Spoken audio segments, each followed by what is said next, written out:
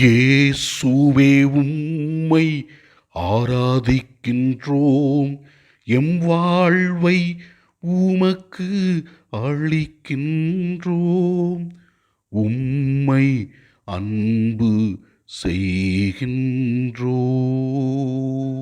இறைவா, நாங்கள் அனைவரும் உம்முடைய பிள்ளைகளாக இந்த உலகத்தின் மாய கவர்ச்சிகளை தவிர்த்து சீற்றம், பொறாமை, சாத்தானுக்குரிய செயல்களை விட்டுவிட்டு நீர் எங்களுக்காக மரித்தீர் என்பதை உணர்ந்து விண்ணகத்தின் பிள்ளைகளாக வாழ எங்களுக்கு நீர் அழைப்பு விடுக்கின்றீர்.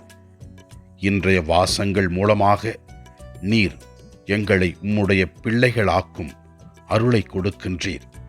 நீர் கொடுக்கின்ற எல்லா ஆசீர்வாதங்களுக்கும் அருள் உதவிகளுக்கும் நாங்கள் உமக்கு நன்றி கூறுகிறோம், உம்மை ஆராதிக்கின்றோம்.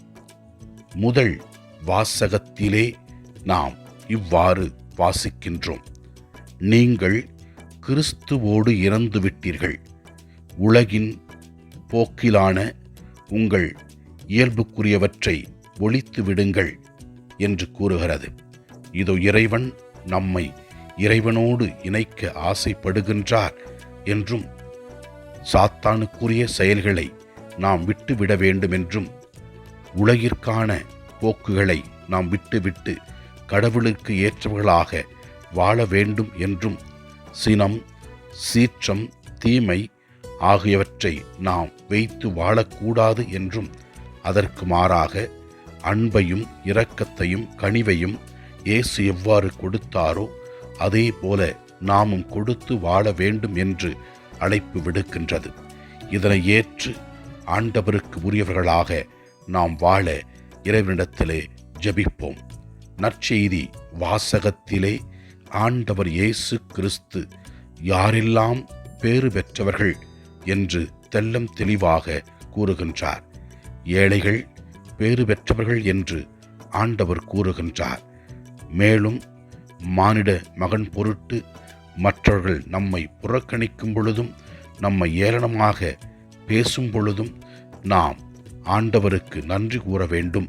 ஏனெனில் இறைவன் நம்மை விண்ணரசில் ஏற்றுக்கொள்வார் என்று கூறுகிறது. இறைவன் கொடுத்த ஆசீர்வாதங்களை பயன்படுத்தி செல்வர்களாக இந்த உலகத்தில் வாழ்ந்து கொண்டு மற்றவர்களுக்கு உதவி செய்யாமல் இருப்பவர்களை ஆண்டவர் வெறுக்கின்றார். எனவே இறைவன் கொடுத்த ஆசீர்வாதங்களை நாம் நல்ல முறையில் பயன்படுத்துவோம். கஷ்டங்கள், துன்பங்கள், நோய்கள், பிணிகள் வரும் பொழுது மனம் தளர்ந்து விடாமல் ஆண்டவரிடத்திலே நம்பிக்கையோடு நாம் ஜெபிப்போம். நாம் நம்பிக்கையோடு ஜெபிக்கும் பொழுது இறைவன் நமக்கு தேவையான எல்லா ஆசீர்வாதங்களையும் நிறைவாக கொடுப்பார். ஆண்டவரை நோக்கி நமக்காகவும் நம்மோடு வாழ்கின்ற ஒவ்வொரு மக்களுக்காகவும் ஜெபிப்போம்.